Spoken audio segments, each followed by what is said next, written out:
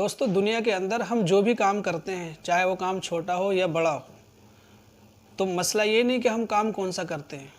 مسئلہ یہ ہے کہ ہم اگر جو بھی کام کر رہے ہیں اس کام کے کرتے ہوئے اللہ ہم سے راضی ہو.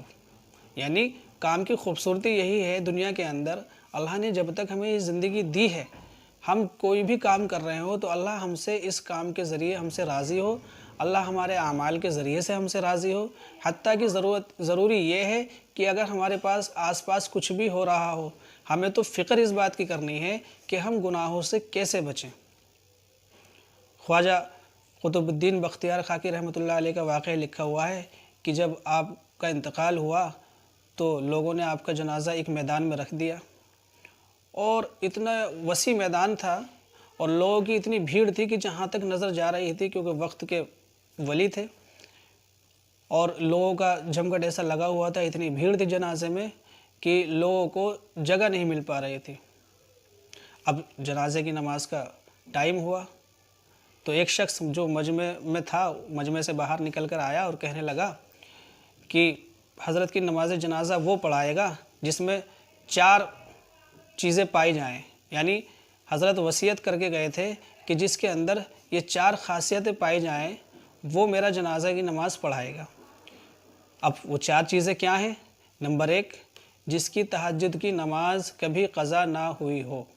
دوستو، جس کی تہجد کی نماز کبھی قضا نہ ہوئی ہو. اور نمبر 2، جس کی تکبیر اولیٰ کبھی فوت نہ ہوئی ہو. نمبر 3، جس نے کبھی غیر محرم کو بری نظر سے نہ دیکھا ہو. اور نمبر 4، جس کی عصر کی سنت جو غیر مقیدہ ہوتی ہے وہ کبھی فوت نہ ہوئی ہو، اس نے کبھی چھوڑی نہ ہو زندگی میں. اب بتائیے کہ اتنے بڑے مجمع میں جس کے اندر یہ 4 چیزیں پائی جائیں وہ آ جائے میدان میں اور حضرت کی نماز جنازہ پڑھا دے. اب شور مچنے لگا، لوگ ایک دوسرے کو دیکھنے لگے.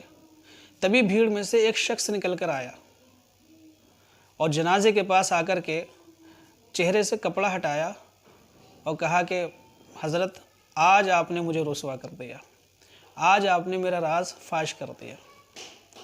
اس نے مجمع کی طرف دیکھا اور فرمایا کہ اللہ کی قسم یہ 4 چیزیں میرے اندر موجود ہیں، میں نماز جنازہ پڑھانے کے لیے تیار ہوں. جانتے ہیں وہ شخص کون تھا؟ وہ بادشاہ وقت التمش تھا.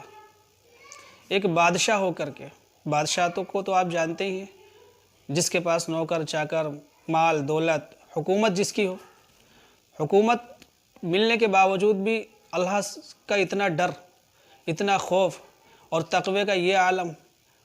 تو تبھی میں نے کہا کہ ہم لوگ دنیا کے اندر جو بھی کام کرتے ہیں، چھوٹا بڑا یا جتنا بھی ہم لوگوں کو اللہ نے نوازا ہے مال و دولت سے، یہ مسئلہ اس چیز کا نہیں ہے، مسئلہ ہے ہمارے حق اور حساب کا. اللہ تعالیٰ غربت میں بھی ہم سے راضی رہے، اور اگر اللہ ہمیں مال و دولت سے نوازے تو مال و دولت ایسا ہو کہ اللہ ہم سے راضی رہے اور ہم اللہ سے ہر حال میں راضی رہیں. تو دوستو، اللہ تعالیٰ سے دعا ہے کہ اللہ تعالیٰ ہمیں عمل کی توفیق نصیب فرمائے.